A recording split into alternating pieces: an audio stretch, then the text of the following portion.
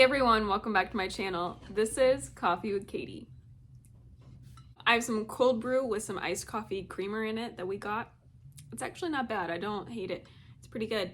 And my everyday dose little glass that they sent to us. Because I got off work early today and I'm a little sleepy. So what do we think of this like spring makeup situation? I'm kind of a fan. I apologize for the lighting. It is daytime, but it has been really just dreary, rainy, overcast for the last few days. So it's kind of dark, even though the sun isn't gonna set for quite a few hours, but we got my light on too, so hopefully that'll help. But aside from that, today's video is going to be a book review on Dragon Rider by Taran Matharu. I got this book on NetGalley in exchange for my review, and it was an ebook, so I need all of the praise for finishing an ebook. I don't know why I struggle with it so much, honestly. I wish I could read ebooks. It would be so convenient, but I hate it, and I can't really explain it, but it took me months, but I finally finished it, and it hasn't come out yet. So look at me go. This does release on April 23rd, so it is coming very soon, so hopefully I can give you my thoughts on it to know whether you want to pick it up or skip it. So that's the first thing we should say as we start off. But this had dragons in it, so you know I had to read it. So this book is okay. It was fine, but I think that it's not my style of a book, despite it having dragons, so let me explain as we go through this review. That doesn't mean I didn't like it. I did, but it wasn't a favorite, and it didn't grip me like other reads or other things I have read that I've just been like obsessed with, you know? You're following an orphan, Jai, whose father was killed in a war by the people that he's currently now enslaved by. So he works as a manservant for the emperor's father, who was the emperor that like took down his father, if that makes sense. So the emperor fought Jai's father, defeated him, took Jai as a manservant, but he was older, so his son took over and is now the emperor. So the retired emperor is now the person that Jai is a manservant to. So he's older, and it's kind of joked about that he's like taking care of him in very intimate ways of like bathing him, all of that stuff. He's like incontinent.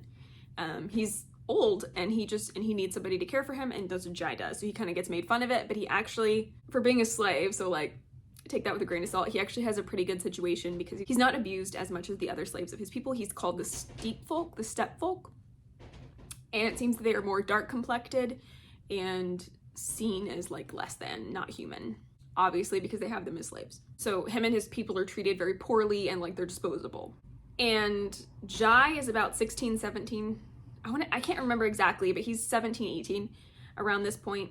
I think he's 17 because he's about to become an adult, and when he becomes an adult, he can actually leave, which is interesting. So the plan is to leave and go back to his people because he is his father is like the ruler, the king. I'm not really sure the title exactly, but the ruler of the steppe folk. So he is an heir to the kingdom, however you want to say it for the steppe folk. He's like one of the only surviving heirs since his father was killed, but obviously enslaved in the Sabine Empire.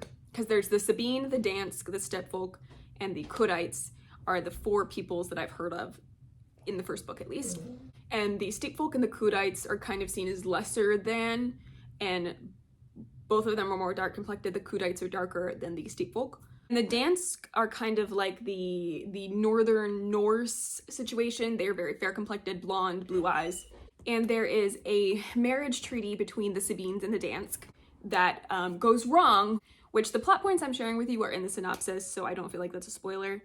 But there's a marriage treaty between the Dansk and the Sabines that goes horribly wrong after the emperor's son has a nefarious plot, and Jai ends up going on the run with the Dansk princess's handmaiden. And they're kind of like trying to escape, and they end up teaming up to escape, and he accidentally bonds a dragon, which the dragons are in the northern part of this world country. So the Dansk are kind of the people that know about the dragons, have the dragons. They brought some dragons to the Sabines as a wedding gift, and then all of this went wrong and awry, and Jai ends up with a dragon egg and bonds with it, and it hatches and it becomes his dragon. So now they're on the run, and they have this little dragon with them. The journey that they go on is sad, miserable, tedious, but with a few interesting and funny moments. I felt like this was more character than plot focused, and it felt a little bit meandering, like the plot is just stumbling from one bad situation to another horrible situation to like a worse and worse situation. And on top of that, I don't feel like the characters develop that much in the journey so far. So it's like you have this like horrible process where everything's depressing and awful, except for like a couple of moments, and then the characters don't grow that much. And you're just kind of like, okay. But I really liked the dragons and the soul bonding aspects of the magic system, because you can bond to many creatures. It's not just dragons. Like they mentioned a direwolf, dragons, griffins, Camrosh, which I'm not really sure exactly what that is in like mythology, if there is one, but it's kind of described as like a hunting hound, but it has like a bird face. Really interesting. So there's like Camroshes, there's these things called Kiros, which are like hairy rhinos. So that idea is super cool, that you can soul bond to all of these different creatures and they all have different abilities. Some of them are considered stronger than others. Dragons are considered one of the strongest. And when you're soul bonded with a creature, that gives you power, abilities, strength. And like I said, you can be stronger. So if you're soul bonded to a dragon, you will be stronger than somebody that is soul bonded to a Kiro. So depending on the creature you have different abilities and different, I guess, assets. Everything the soul bonded have in common is that they get their power from mana, and they can soul breathe, which means that they like sit there and meditate and they can breathe in the mana that is like in the world everywhere. And it's kind of a painful process, and they can like store it up. And that's kind of how they tap into their strength and their abilities, is they use this mana. And it takes a long time to master, and when you gather enough of it, you can ascend. Like there's a lot of pieces at play with that I'm sure they'll expound upon more in future books, because this is the first book in the series. It's the Soulbound Saga, book 1. And if you ascend, you're real strong. So all of that was really cool. And once you've grown more as a soul bonded and with this these abilities, you can tap into using magic, which could be a myriad of things. But like if you twist your hand in a certain way, you can like shoot a fireball at somebody, and you can heal people. So it has to do with being soul bonded, using the mana, but also being strong enough to use the magic and knowing what the magic is. So there's a lot of different elements at play that we like see pieces of it, but we don't really know how all of it connects completely all together. You do get quite a bit of, I wouldn't say you get like no information, you get a lot of information, but like specifically with the magic, I think you don't get as much information, but you do with the soul breathing, soul bonding, ascension.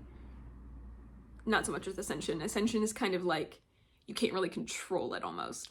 But one of the reasons the Sabine Empire is after the Dansk is because they're their biggest rivals. They're like the only ones that can threaten them. So that's why this whole thing went awry, and they wanted to take them down. But also they hold the secret to soul bonding with dragons, which is very attractive. Dragons are bosses. So there's a lot of political things at play, and coups and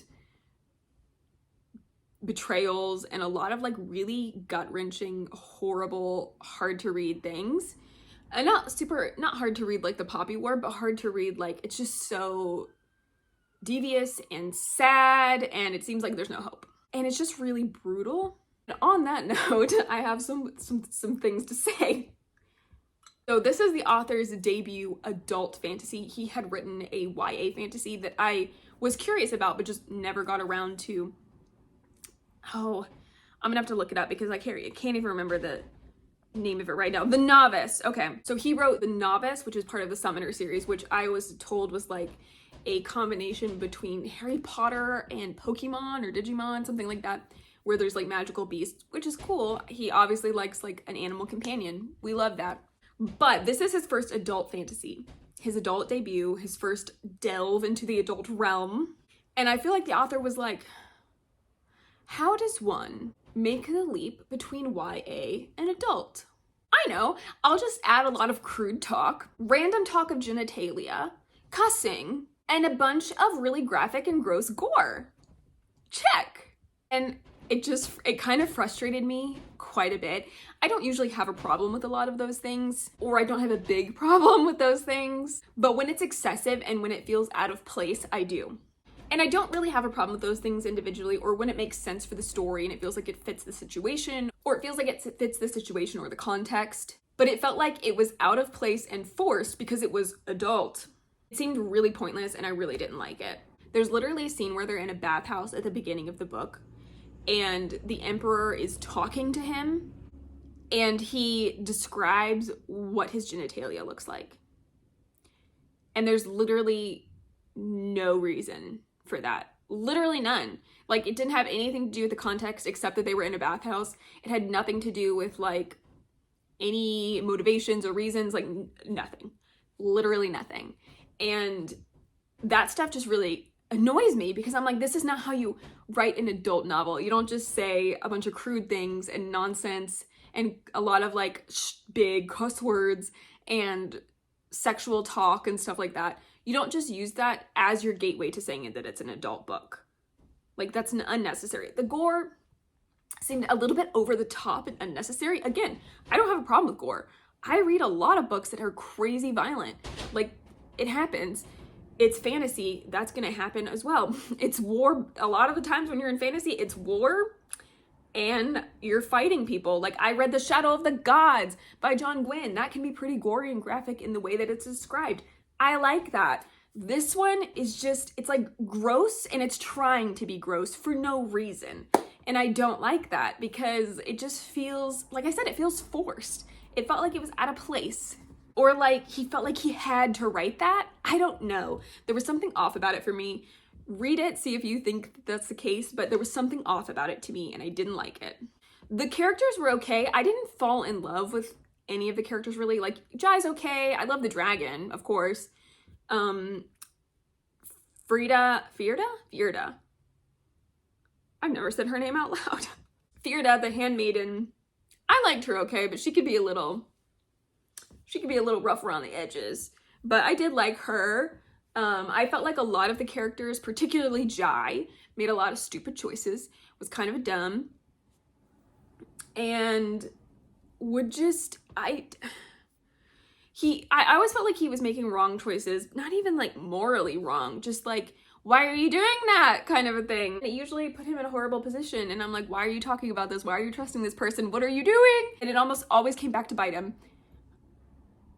It was really frustrating, but all of that being said, the way the book writes, like I said, is more character than plot driven. So the whole book is just kind of like a journey that they don't necessarily reach the destination.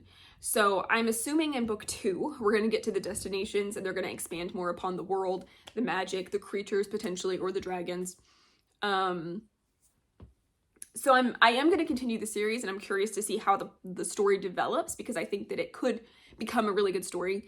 I think this book is a lot of setup and a lot of sad characters meandering to different horrible situations. So I'm hoping this is like turning into them becoming powerful and potentially like a force to be reckoned with to come back for this final battle, is probably like in the 3rd or final book. You will hate the Sabines. You will hate them. They're just like horrible, disgusting people. I think an interesting part of this book is you don't really like any of the people. Like the Steep Folk, we haven't really gotten that much, so we feel for them because we see Jai's side of it, and they were just kind of ravaged by the Emperor and taken over. But the Dansk, like, weren't that lovable either. It was kind of interesting to see that play out, but like war is coming because of the setup of this book, so we will see how it goes. So overall, I'm curious about the dragon and where the story is going to go. Even though the ending kind of bugged me and I didn't like that, I will continue. If you got this early and you read it, I would love to know your thoughts. I would also love to know if you're curious about this, if you're going to pick it up, if you're going to skip it, if you've read his other series. Any of that information is welcome here. Oh, and I didn't even say this. I ended up rating this 3 stars because of the back and forth I had with it. But at the end of the day, it's a book about a dragon.